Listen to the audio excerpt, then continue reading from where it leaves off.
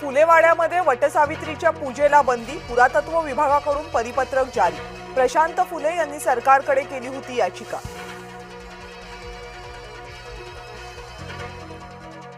नाशिकच्या विधान परिषद निवडणुकीमध्ये गोकुळ गीतेंच्या मनधरणीच्या हालचाली। गिरीश महाजन, उदय सामंत प्रयत्न करणार, पण लढण्यावर गीते ठाम।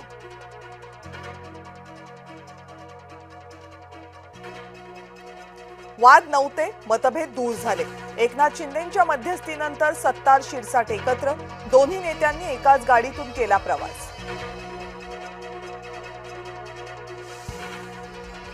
विधान परिषदेच्या निवडणुका रद्द करा, आचारसंहितेमुळे विकास कामं रखडतात। सुधीर मुनगंटीवार यांचा संताप।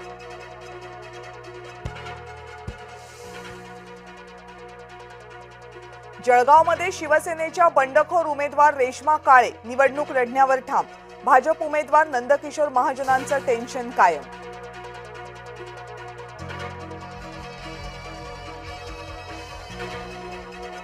बिनविरोधसाठी एका दिवसात 150 कोटी खर्च। विरोधी पक्षाचे घोडे बाजारात भाव ठरवून आले होते।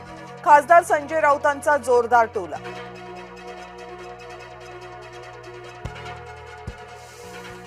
मनाच्या ज्या दरवाजामधून संशय प्रवेश करतो त्याच दरवाजातून प्रेम आणि विश्वास दोन्ही बाहेर पडतात। शिवसेना उद्धव बाळासाहेब ठाकरे पक्षातून हकालपट्टी केलेल्या बाळ मानेंचं स्टेटस चर्चेत।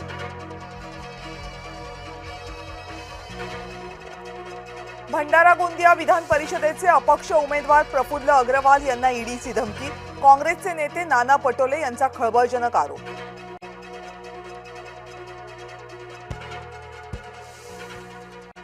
राष्ट्रवादी काँग्रेस शरदचंद्र पवार पक्षाचं भाजपसोबत साटलोट। उद्धव बाळासाहेब ठाकरे गटाच्या वसंत मोरे यांचा हल्लाबोल। पुण्यामध्ये महाविकास आघाडीतून बाहेर पडण्याचा वसंत मोरे यांचा इशारा।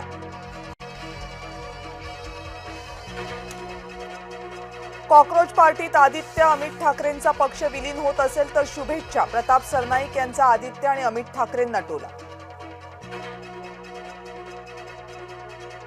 उपमुख्यमंत्री एकनाथ शिंदेंकडून रवींद्र फाटक यांचा सत्कार। ठाणे विधान परिषदेमध्ये बिनविरोध निवड झाल्यानं शिवसैनिकांनी केलं स्वागत।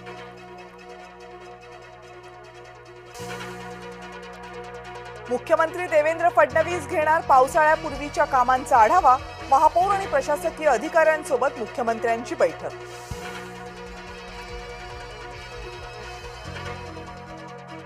गोकुळसाठी सतेज पाटील लांबचे नाहीत। गोकुळच्या बैठकीला न बोलावल्यामुळे शिवाजी पाटील नाराज।